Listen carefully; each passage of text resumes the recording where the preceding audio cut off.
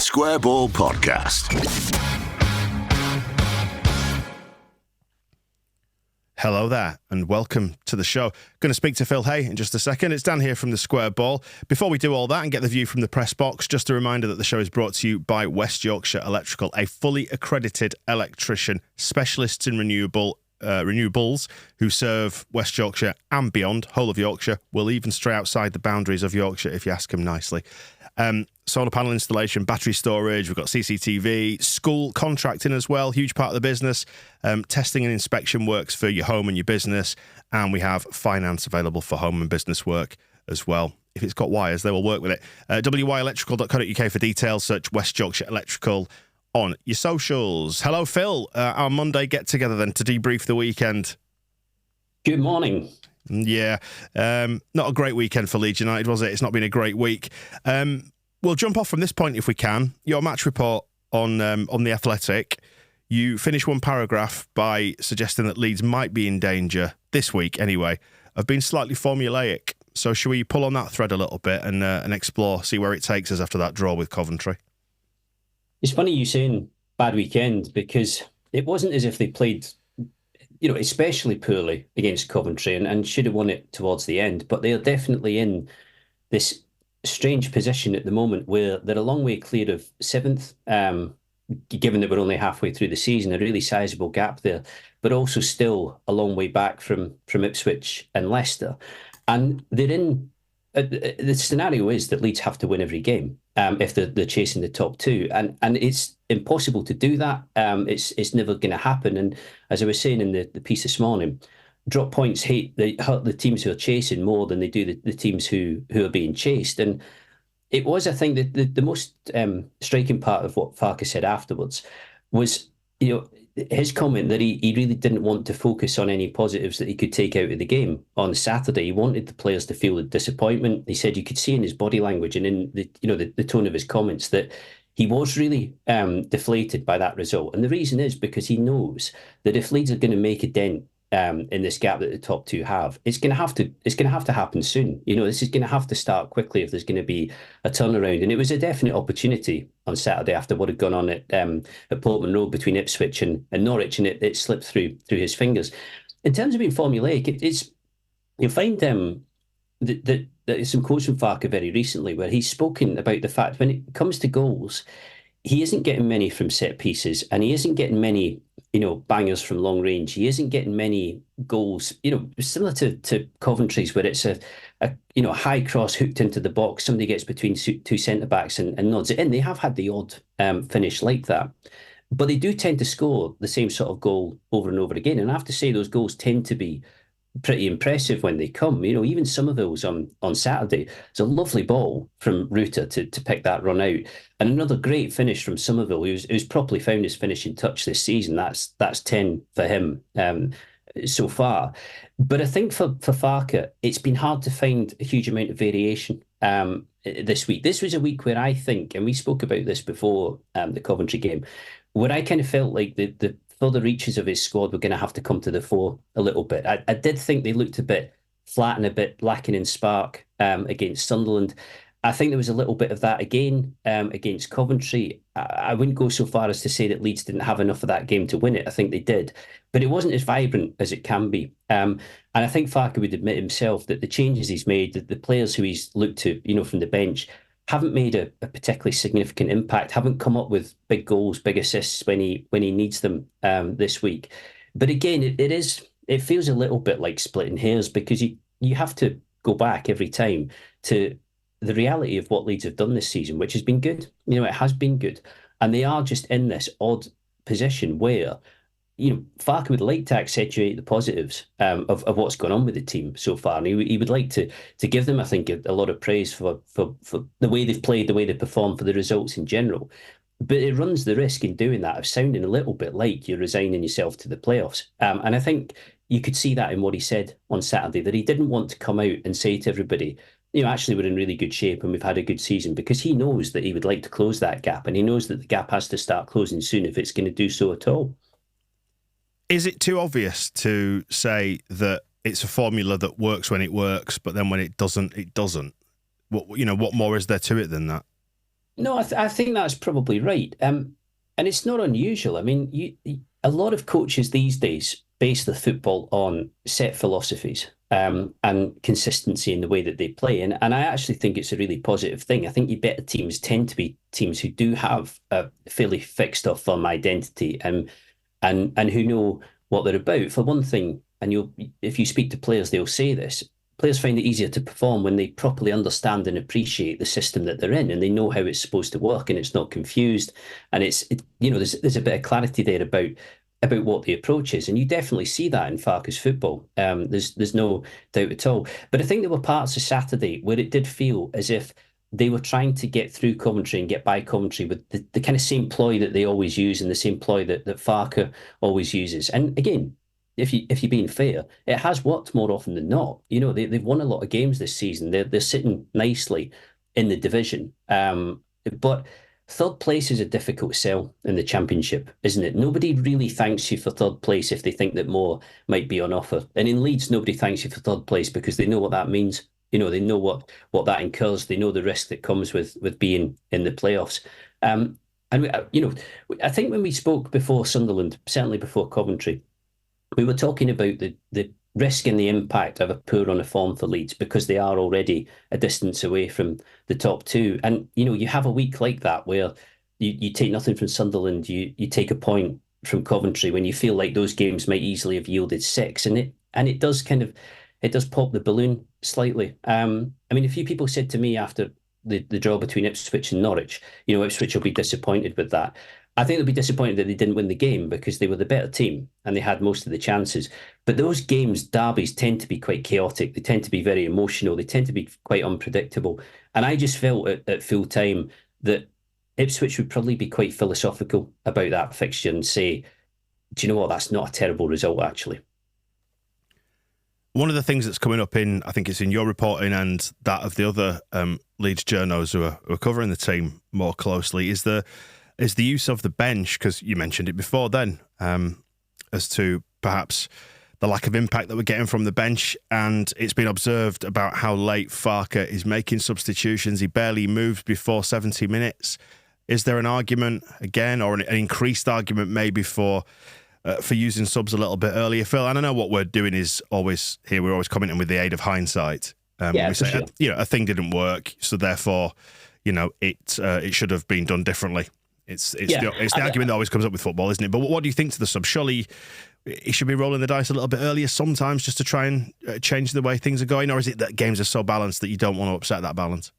You're certainly not wrong about the scrutiny, and I think everything is having to be scrutinised in quite minute detail because if you're being reasonable about what's going on, they're quite a difficult side to criticise, Leeds, aren't they?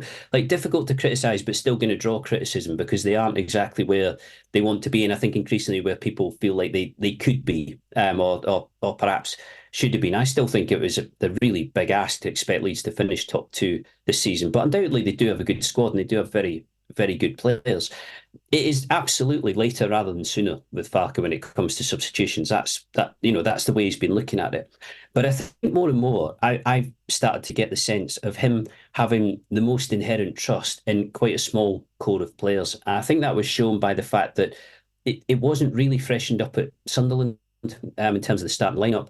It wasn't freshened up against Coventry either. It was the same 11, and that was one to watch, wasn't it? After the Sunderland game, will he mix it up a little bit for Coventry? Will he give fresher legs a go? Will he try and get Nonto on the pitch? Change his midfield, whatever else? And there wasn't really any of that. And again, and I wrote about this on Friday.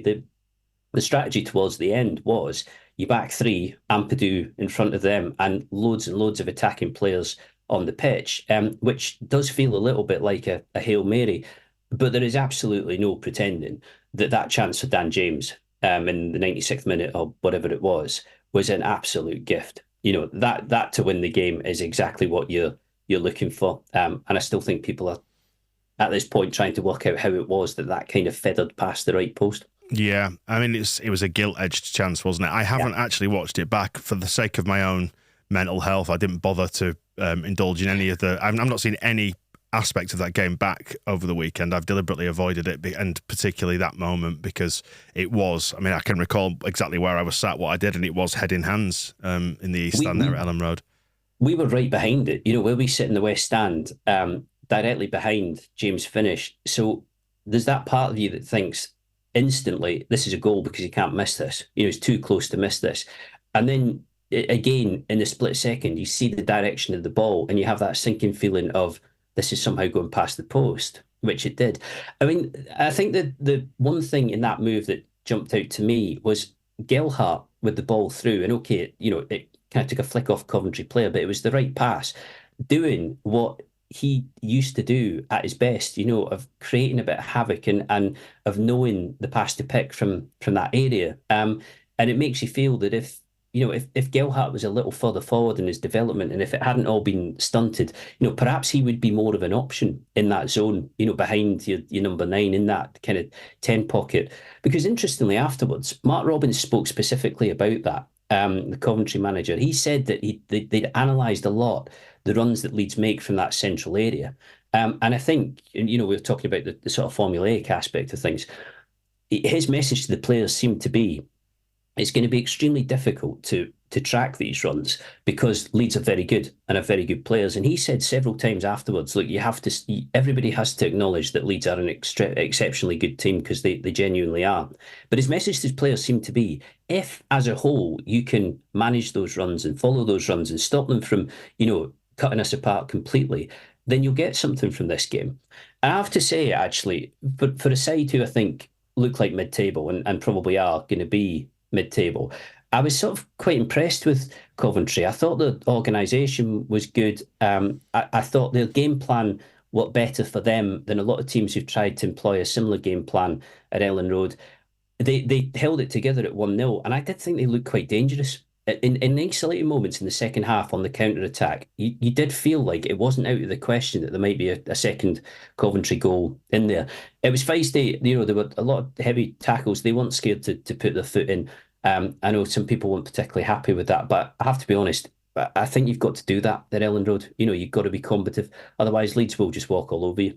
Do you think Leeds, and I think I mentioned this on the match ball post-match on Saturday evening, do you think Leeds are a little bit slow sometimes to wake up to defensive situations? Because we spend so much time attacking and in so much time in control of games that they're not always 100% switched on when the opposition break on them. There is a little bit of that, although it was not a coincidence, I don't think, that after the changes came and Leeds went to that kind of front six or whatever it is, they were almost cut open straight away. And I think the reason for that is that they, in that structure where they have 3 at the back and Ampadu in front, huge amounts of space. And so if a team get the run on you and have a bit of pace, and what Robins did quite cleverly was pick a fairly defensive starting lineup, but then use his more dangerous attacking players off the bench later in the game. If a team have a bit of pace going forward, which Coventry do and did, then they can cause you quite a lot of problems. I would think that one of the things annoying Farke is that the goals conceded, certainly last week, have not been great, have they, at all? And I think particularly the Coventry goal. The header from Pritchard at Sunderland, it was one of those kind of, instinctive things where I don't know how much he knew what he was doing with Bellingham in front of him, and it worked out nicely for them. And obviously nobody tracked Bellingham, so that was a problem. But it kind of played out nicely for Sunderland that moment. Coventry was a high cross into the box where you've got Melly on his line, you've got Stroik who's kind of lost a player in behind him, you've got Gray who can't cover quickly enough, and it just looks massively, massively avoidable, which it was. But again, the game right from the start had been close. It had been closely fought, I felt. It had been competitive. Leeds had the better of it, had far more of the ball. But even in the first half, there was just a little bit of there's confidence, I thought, in Coventry's play. And in the rare moments when they came forward, they looked like they were coming forward with intent and that they'd actually quite fancied the occasion. And it developed into a really tough fixture. In your opinion, should Meslier have come for that cross? No, I don't think so. I think you're looking for your centre-backs, particularly Stroik, to manage that better. It was just a really, really cheap goal. And I think Farke would probably say, when they score goals, take Somerville's at Blackburn, take Dan James at Blackburn, Somerville's again on Saturday against Coventry. a lot of them are really well crafted, require a lot of skill. It does help from time to time if you can just bag the odd goal via free kick, corner, cross into the box if somebody nods in. And I'm not saying that Leeds have never had those goals this season, because they have, but it's not the bread and butter for them. That's not generally how they score. Do you think Leeds deserve to win that on Saturday? I think they should have won it because of that late chance. I think they had more of the play, but you tell me if you disagree. I came away thinking probably wasn't an unfair result, that one, in the way that I didn't think the defeat at Sunderland was unfair either. It's been a bad week in that sense, or it's been a poor week. But just to say it again, you're bound to have them. And it is a fairly thankless situation where the table makes you feel that you've got to win every fixture. Me saying Ipswich might actually have come out of that derby with Norwich saying that could have been worse. Leeds just don't have the luxury of saying that unless they're saying to themselves, look, it's going to be the playoffs rather than the top two. Yeah, I thought the game generally just followed the pattern that so many of the home games have done this season, where we're superior to the opposition. But on this occasion, we just couldn't make it tell, could we? We didn't take our chances. And when you actually stack it up and look at the chances like Dan James had, it should have been won with a chance that clear cut. And then Rodon's header as well should have gone in. Yeah, another really good chance. He was at full stretch for that Rodon. It wasn't quite the sort of sitter that James seemed to be. But again, even with Dan James, you're talking about somebody who has chipped in with a lot of goals, a lot of assists this season. It's hard to pick fault with his form generally. And I think that's true of a lot of the players who Farke likes to pick and likes to stick with. And I do understand his loyalty to them. They've been very good for him. And this team has picked itself for a long period now. But I don't think this is even just with hindsight, because we kind of said it before Coventry. Last week did feel like a week where you wanted to see Nonto come up with something, or Anthony come up with something, or Bamford, produce a goal. I mean, I was having a look at Bamford. He hasn't scored in a league win for Leeds since May 2021. I mean, it's such a long time ago. And it can't all rest on, even though you've got, particularly on an attacking front, you've got a group of players who've contributed massively this season, from Pirro to Rutter to Somerville and James. But you always need it to come from elsewhere. There are always points in a season where you need players who haven't been that involved to suddenly step up.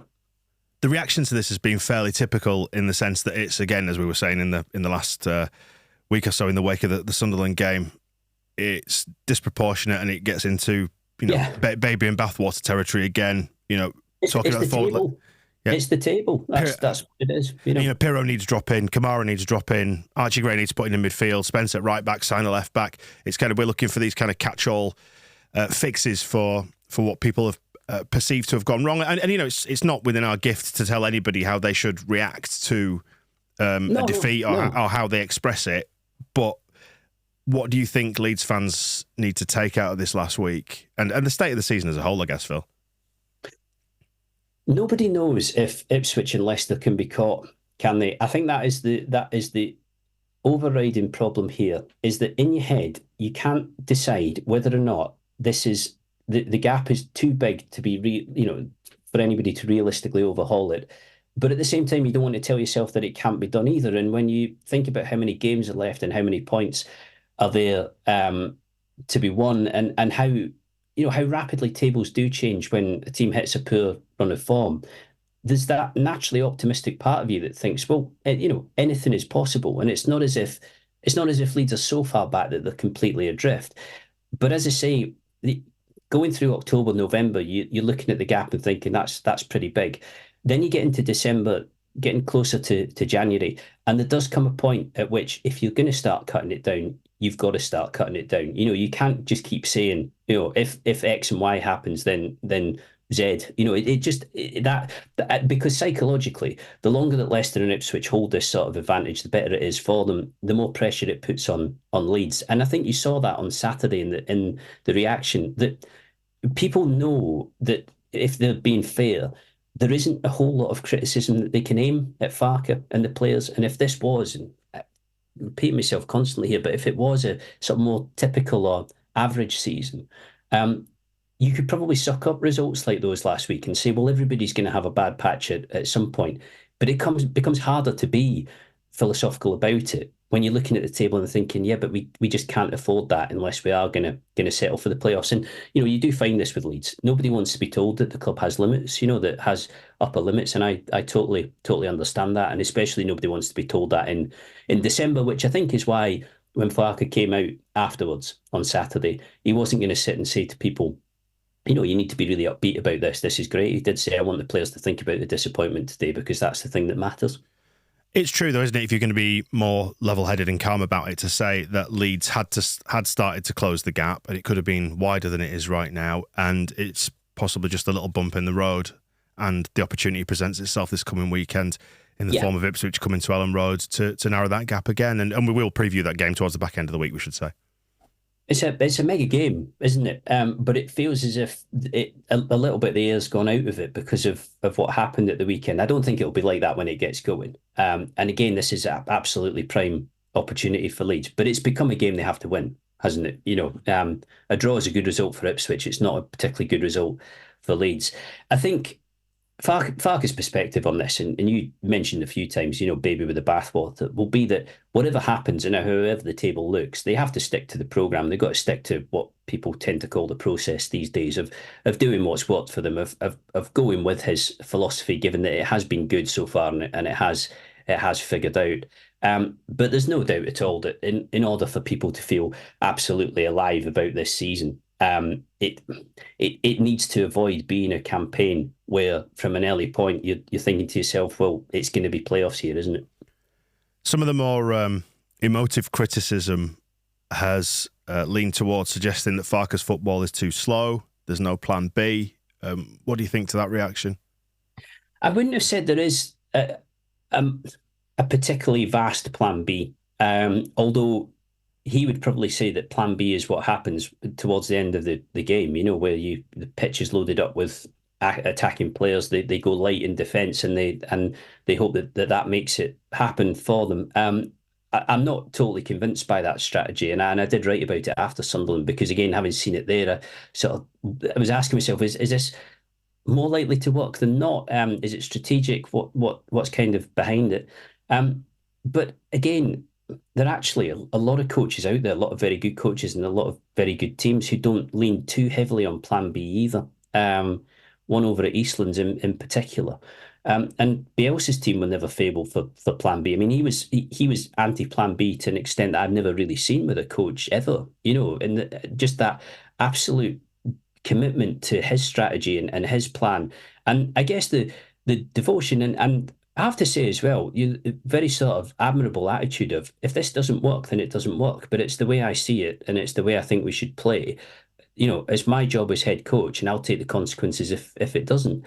I think Farke feels pretty content and happy with the way Leeds are playing, and you can see why, because the results are good. But to go back to it, I understand why the results don't look so good when you've got the top two so far ahead of you.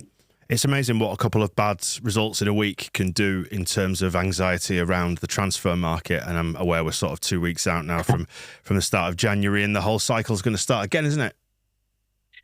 But genuinely, what would you do? I sign a left back. Just sign a left back.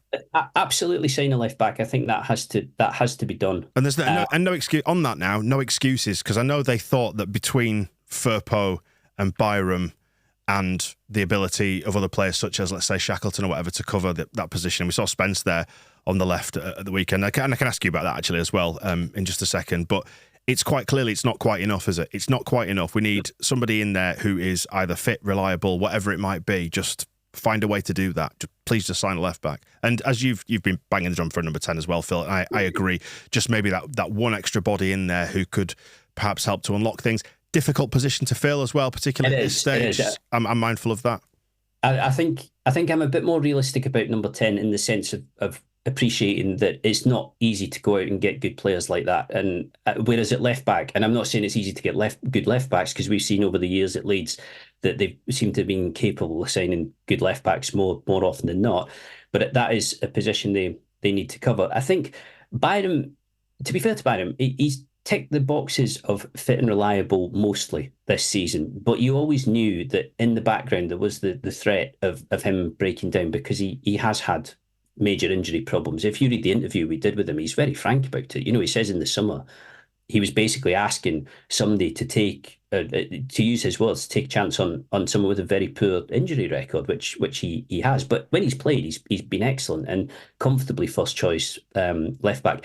I think the bigger warning signal has been Firpo's lack of fitness, combined with the doubts we all have about whether Firpo is good enough for that position anyway. It's not as if Farker has had two left backs going at it hammer and tongs where he's had to make a conscious choice. It's been Byram's position.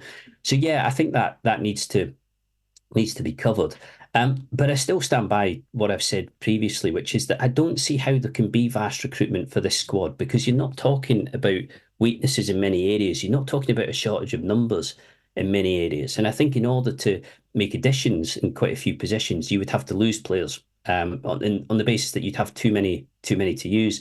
So left back, certainly, I think a bit of I guess a variety or more resource when it comes to creativity in that 10 pocket, and would be valuable. And perhaps there's something to be said or to be taken from Robin's comments on Saturday, that having looked at that area specifically, he clearly felt as a coach and somebody analysing Leeds that that's where it's all going on, and that is where it's critical. If it works for Leeds there, then they will get points. So perhaps for Farker that would be helpful.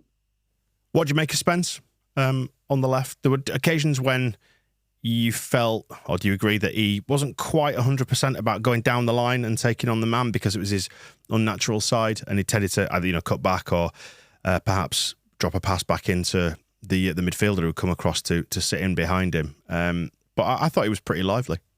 He is lively, and I think there were points where he was helping to put pressure on by overlapping and making Coventry track him. I just think that in the grand scheme, you will get more out of Spence on the right. It almost goes without saying. And I do wonder, the centre of midfield, whether there is going to come a time where it would make sense to shuffle that up a little bit again and perhaps move Gray back in there. I mean, one thing you'd have to say with Kamara and Ampadu is that there isn't a huge amount of goal threat from those two. Whereas Gray, I would suggest, is certainly to judge by his youth team performances, is more of a goal threat, I think, than either of those two. And it's not to say you get a vast number of goals from him, but he is a creative player. He does score. So perhaps you would get a little bit more out of there. But again, I can't pretend that Ampadu and Kamara haven't been good this season, because they really have. This has just been a flat week. And the chance to remedy it is coming up this weekend. That's the important thing to say. So, as Farker has pointed out to his players, wallow in it a little bit this week, and then we'll go again at the weekend. And let's be mindful that a win against Ipswich is going to completely transform the narrative again, isn't it? So it's important not to dwell on these things too much. This feels absolutely crucial. I think this game and then Ipswich against Leicester immediately after. If it's not looking good after that little, flurry of games, then I think the realist in you is going to say maybe it's not happening this. But that is a window in which it could significantly turn around, and I think Farker will know that it has to. Fingers crossed, Phil. Well, we'll look ahead to the Ipswich game. It's going to be a good one. The final show before Christmas. We'll do that towards the back end of this week. So we'll catch up then, yeah? Yeah, thank you. We'll see you soon. The Square Ball Podcast.